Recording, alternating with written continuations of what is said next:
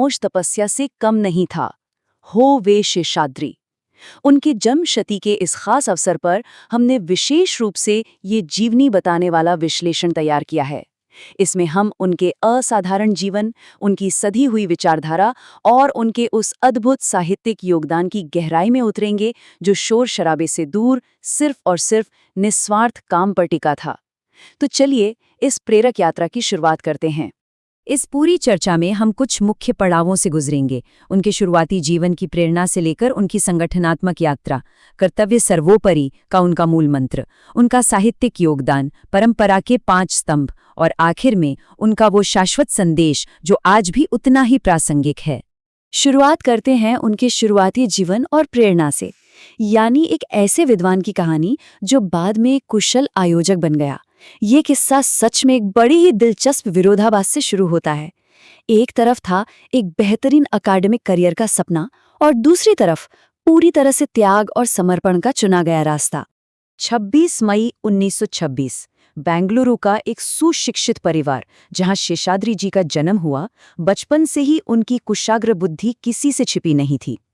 उन्होंने केमिस्ट्री यानी रसायन शास्त्र में मास्टर ऑफ साइंस यानी एमएससी की डिग्री हासिल की। अब उस दौर की बात करें तो इस स्तर की उच्च शिक्षा हासिल करना अपने आप में कितनी बड़ी और असाधारण बात थी। लेकिन यहाँ एक बड़ा मोड़ आता है। एक शानदार और आकर्षक करियर चुनने के बजाय उन्होंने अपनी मातृभूमि की सेवा को सबसे ऊपर रखा। शुरुआती नेतृत्व के विचारों से वो इतने प्रेरित थे कि 1946 आते-आते उन्होंने अपना पूरा जीवन राष्ट्रीय सेवा के नाम कर दिया और एक पूर्णकालिक प्रचारक बन गए। एकदम से पूरी दिशा ही बदल गई।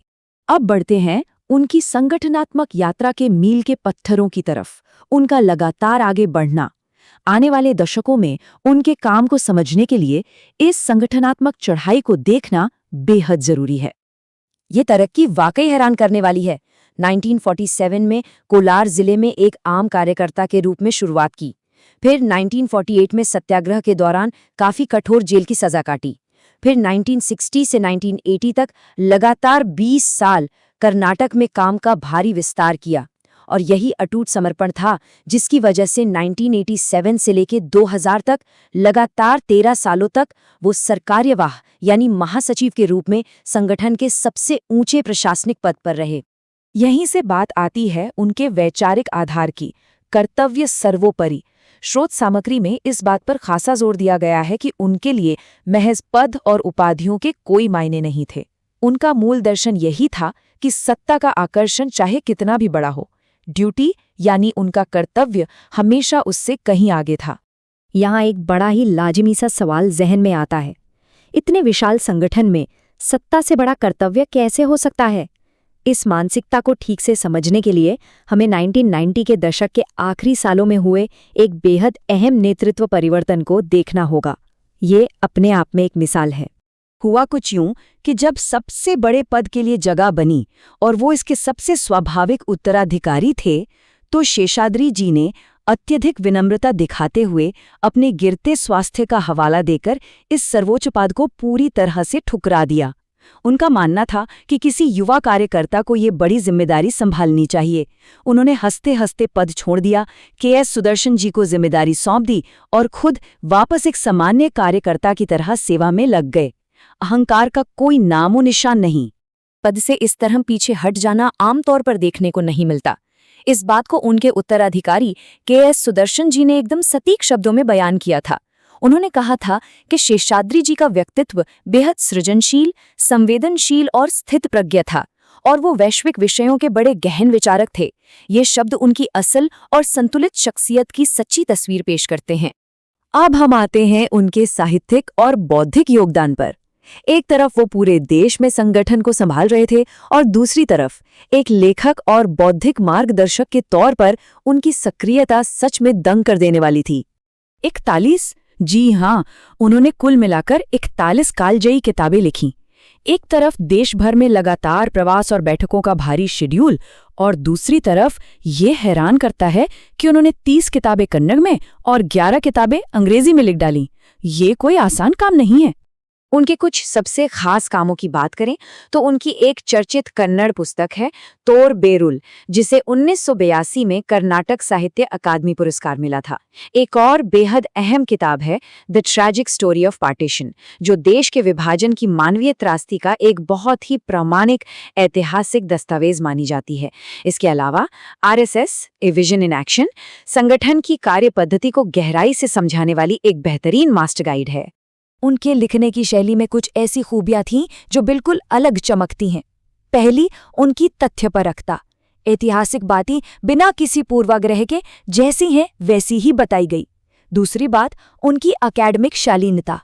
इतने बड़े विद्वान होने के बावजूद उनकी लिखावट में अहंकार का एक कतरा तक नहीं दिखता। और तीसरी बात, सांस्कृतिक राष्ट्रवाद।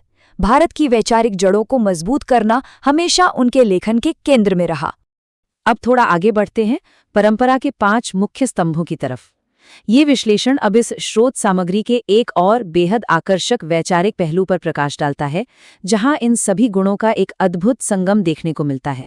ऐसा माना जाता है कि शेषाद्री जी का आचरण संगठन के 5 प्रमुख नेताओं के मूल्यों का एक परफेक्ट मिश्रण था। डॉक्टर हेडगेवार से उन्होंने सीखा कि संगठन ही सर्वोपरि है। श्री गुरुजी से सीखा कि दी गई जिम्मेदारी किसी तपस्या से कम नहीं। बाला साहेब वेवरस जी से उन्होंने समय और समाज को लेकर संवेदनशीलता ग्रहण की। रज्जू भैया से अकादमिक स्पष्टता और के.एस. सुदर्शन जी से युवा ऊर्जा और एक आधुनिक दृष्टिकोण को अपनाया, एक बेहतरीन सामंजस्य। आखिर में आते हैं एक शाश्वत संदेश पर।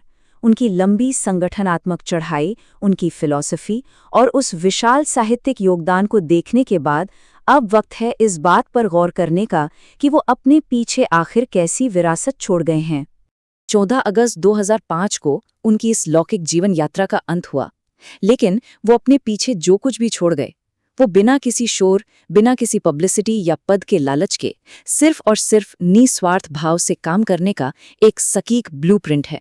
एक ऐसी पूंजी जो आने वाली पीढ़ियों के काम आएगी। ये पूरी जीवनी और ये विश्लेषण एक बहुत ही मूल बात सिखाता है।